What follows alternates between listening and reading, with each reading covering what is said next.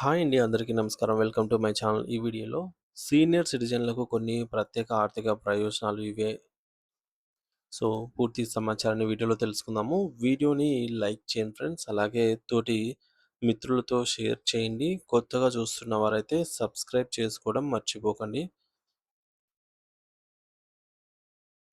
Senior సిటిజన్ల ఆర్థిక భద్రత మరియు సంక్షేమం కోసం భారత ప్రభుత్వం మరియు బ్యాంకింగ్ రంగం కల్పిస్తున్న ప్రయోజనాలను మరిన్ని చట్టపరమైన నిబంధనలు మరియు ఉత్తర్వుల ఆధారంగా మనము ఇక్కడ వివరంగా అయితే తెలుసుకుందాము. ముందుగా సీనియర్ సిటిజన్లకు ఆదాయపు పన్ను మినహాయింపండి. ఇన్కమ్ ట్యాక్స్ యాక్ట్ 1961 ప్రకారంగా ఆదాయపు పన్ను చట్టం సీనియర్ సిటిజన్లకు ప్రత్యేక వెసులుబాట్లు కల్పిస్తోంది. సెక్షన్ 194పి కొత్త నిబంధన అండి ఇది.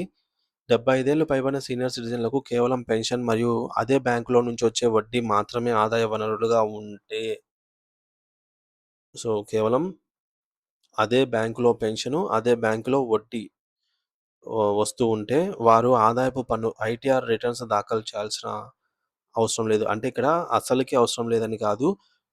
వారు దాఖలు చేయాల్సిన అవసరం లేదు. ఆ పనిని బ్యాంకులే పన్ను లెక్కించి కట్ చేస్తాయన్నమాట. ఆ పని బ్యాంకు చూసుకుంటుంది. సో, దీనికి కూడా మనం ఏదైనా ఫార్మ్ ఉంటే సమర్పించాల్సి ఉంటుందన్నమాట. ఆ ఫార్మ్ ఇచ్చినామంటే బ్యాంక్ అనేది ఆటోమేటిక్‌గా మన ఆదాయాన్ని కాలిక్యులేట్ చేసి, ఎందుకంటే ఒక ఆదాయమే కాబట్టి అదే బ్యాంకులో పెన్షన్ పడుతుంది. అలాగే అదే బ్యాంకులోనే ఎఫ్‌డి ఉంటే ఉన్నా పర్లేదు.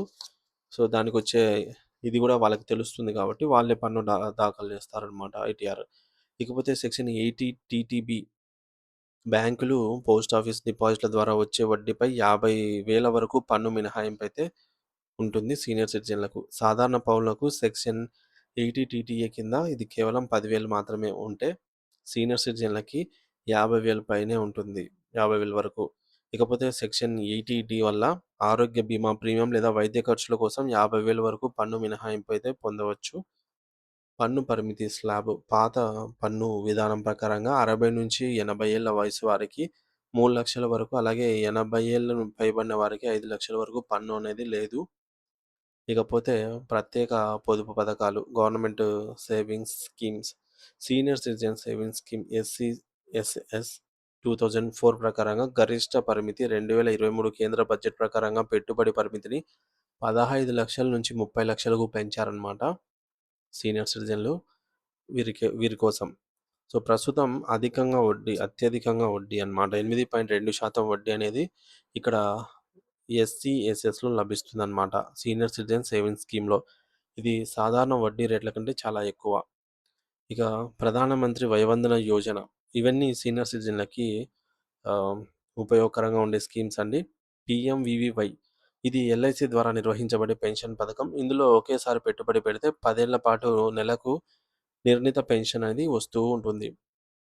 Post office monthly income scheme POMIS స్థిరమైన నెలవారీ ఆదాయం కోసం వృద్ధులకు ఇది అత్యంత సురక్షితమైన మార్గం అని చెప్పవచ్చు. ఇక బ్యాంకింగ్ పరంగా చూసుకుంటే బ్యాంకింగ్ ప్రయోజనాలు ఆర్‌బీఐ గైడ్‌లైన్స్ ప్రకారంగా సీనియర్ సిటిజన్‌లకు అదనపు వడ్డీ ఉంటుంది. 60 ఏళ్ళు దాటిన వారికి ఆర్‌బీఐ నిబంధన ప్రకారంగా బ్యాంకులు సీనియర్ సిటిజన్‌లకు ఫిక్స్డ్ డిపాజిట్ల పైన వడ్డీ రేట్ అనేది 0.5% నుండి 0.8% వరకు కూడా అదనపు వడ్డీని అందిస్తాయి. డోర్ స్టెప్ బ్యాంకింగ్ సౌకర్యం అనేది సీనియర్ సిటిజన్‌లకు ఉన్నటువంటి ఒక ప్రయోజకరమైనటువంటి సర్వీస్ అని చెప్పొచ్చు. ఎందుకంటే 70 ఏళ్ళు పైబడిన సీనియర్ సిటిజన్‌లకు నగదు ఉపసంహరణ చేసుకోవాలన్నా డిపాజిట్ మరియు లైఫ్ సర్టిఫికేట్ వంటి సేవలను బ్యాంకులు ఇంటి వద్దనే డోర్ స్టెప్ బ్యాంకింగ్ అయితే అందించాల్సి ఉంటుంది. దీనికోసం ఒక యాప్ అయితే ఉంది ఫ్రెండ్స్. డోర్ స్టెప్ బ్యాంకింగ్ అనే యాపు. అందులో మన డీటెయిల్స్‌తో లాగిన్ అయితే మనం ఏ సర్వీస్ కోరుకుంటే వారు మన దగ్గరికి వచ్చి సర్వీస్ అందిస్తారనమాట. ఇక నాలుగోది ఆరోగ్య భద్రత. Health care, social security, Ayushman Bharat, PMJAY విస్తరణ. ఇటీవల కేంద్ర మంత్రి వర్గం తీసుకున్నటువంటి నిర్ణయం ప్రకారంగా 70 ఏళ్ళు పైబడిన ప్రతి ఒక్కరికి కూడా ఆదాయంతో సంబంధం లేకుండా 5,00,000 వరకు ఉచిత వైద్యం పొందేందుకు ఆయుష్మాన్ కార్డులైతే జారీ చేస్తారు.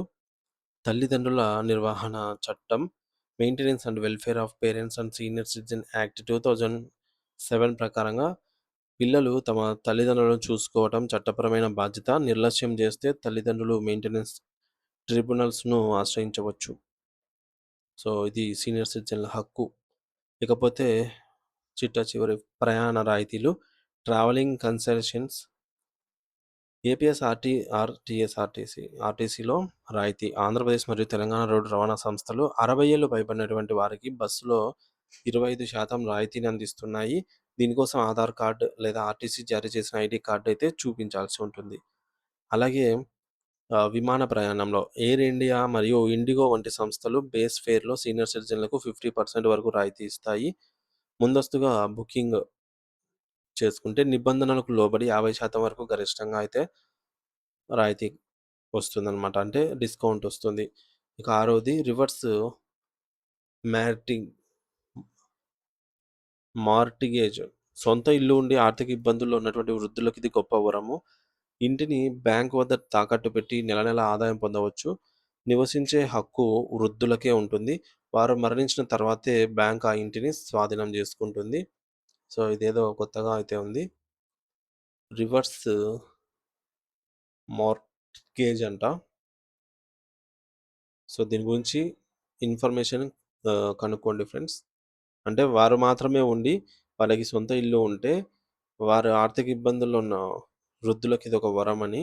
ఎందుకంటే, ఇంటిని బ్యాంక్ వద్ద తాకట్టు పెట్టి నెల నెల పెన్షన్ రూపంలో పొందవచ్చు. మన ఇంటిని బట్టి డబ్బులొస్తుంది. నివసించే హక్కు వృద్ధులకే ఉంటుంది కాబట్టి, వారు మరణించేంత వరకు ఆ డబ్బులొస్తూనే ఉంటుంది. వారు మరణించిన తర్వాతే బ్యాంక్ అనేది ఆ ఇంటిని స్వాధీనం చేసుకుంటుంది. సో, వారు ఎంతకాలం ఉన్నా గూడా ఆహ్, ఆ ఇంటి మీద కంటే ఎక్కువ కాలం ఉన్నా సరే బ్యాంక్ ఇవ్వాల్సిందే. ఇకపోతే ముఖ్య గమనిక, ఈ ప్రయోజనాలను పొందడానికి సీనియర్ సిటిజన్లు తమ వద్ద ఆధార్ కార్డు, పాన్ కార్డు మరియు పెన్షన్ సంబంధిత పత్రాలను సిద్ధంగా ఉంచుకోవాలి. ప్రభుత్వం ఎప్పటికప్పుడు వడ్డీ రేట్లను మరియు నిబంధనలను మారుస్తూ ఉంటుంది కాబట్టి సంబంధిత కార్యాలయాలను సంప్రదించడం ఉత్తమం.